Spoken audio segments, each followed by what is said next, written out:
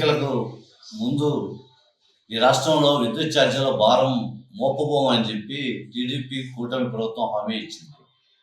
అధికారంలోకి వచ్చిన ఏడాది కాలంలోనే దాదాపు 28,000 కోట్ల రూపాయల భారాన్ని ఈ రాష్ట్ర ప్రజానీకం మీద విద్యుత్ ఛార్జీల అదనపు భారం పేరుతో మోపింది. దీని కారణంగా ప్రజానీకం తీవ్ర ఇబ్బందులు ఎదుర్కొంటున్నారు. బిల్లులు విపరీతంగా ఎక్కువ రావటం వల్ల ప్రజానీకం బెంబేలెత్తిపోయేటువంటి పరిస్థితి కనిపిస్తూ ఉంది.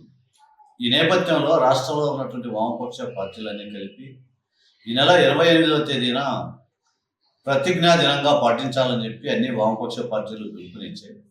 ఎందుకంటే 2000 సంవత్సరం ఆగస్టు 28వ తేదీన విద్యుత్ ఛార్జీలకు సంస్కరణలకు వ్యతిరేకంగా ఒక పెద్ద పోరాటం జరిగింది. ఆ పోరాటంలో 3 అమరవీరులు మరణించారు. ఆ పోరాట ఫలితంగా దాదాపు 20 సంవత్సరాల పాటు విద్యుత్ ఛార్జీల భారం మోపే ప్రయత్నం ఏ ప్రభుత్వం అధికారంలోకి వచ్చినా చేయకుండా భారాన్ని లేకుండా చేశారు. కానీ కూటమి ప్రభుత్వం, గత వైసీపీ ప్రభుత్వం మళ్ళీ ఇప్పుడు అధికారంలోకి వచ్చిన తర్వాత ఈ సంస్కరణని కొనసాగించేటువంటి ప్రయత్నం చేస్తున్నారు. అందుకోసం మేము కూటమి ప్రభుత్వానికి ఒక హెచ్చరిక చేస్తా ఉన్నాం. గతంలో మీ ప్రభుత్వ హయాంలో జరిగినటువంటి ఆందోళనలో ప్రజానీకం తీవ్రంగా వ్యతిరేకించారు.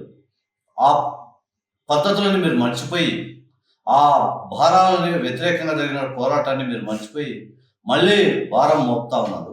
ఈ భారాన్ని తక్షణమే ఉపసంహరించుకోవాలి. ఇంకొక వైపు స్మార్ట్ మీటర్ల పేరుతో కొత్త కొత్త పద్ధతులను అనుసరిస్తూ అదనపు భారాన్ని మోపేటువంటి ప్రయత్నం చేస్తున్నారు. మీరు ఎన్నికల ముందు ఇచ్చినటువంటి హామీని అమలు చేయడంలో ఘోరంగా విఫలం చెందారు.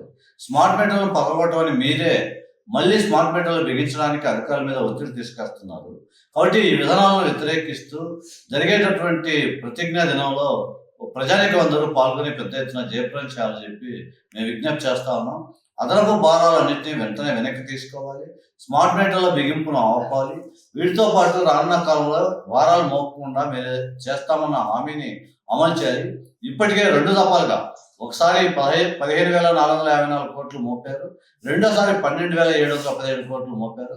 ఈ రీత్యా చూసినప్పుడు 1,000 కోట్ల రూపాయల భారాన్ని మోపారు. వీటన్నిటి వెనక్కి తీసుకుని ఆ బిల్లులన్నింటినీ రద్దు చేసి ఆ డబ్బులు తిరిగి వినియోగదారులకి అందజేసేటట్టుగా చర్యలు చేపట్టాలి. దీనికోసం రాష్ట్ర వ్యాప్తంగా పిలుపునిచ్చారు. అందులో భాగంగా కడప నగరంలో జరిగేటువంటి ప్రతిజ్ఞా దినంలో విద్యుత్ వినియోగదారులందరూ పెద్ద ఎత్తున పాల్గొని జయప్రదం చేయాలని సిపిఎం పార్టీ కడప నగర కమిటీ ప్రజానీకానికి విజ్ఞప్తి చేస్తున్నారు.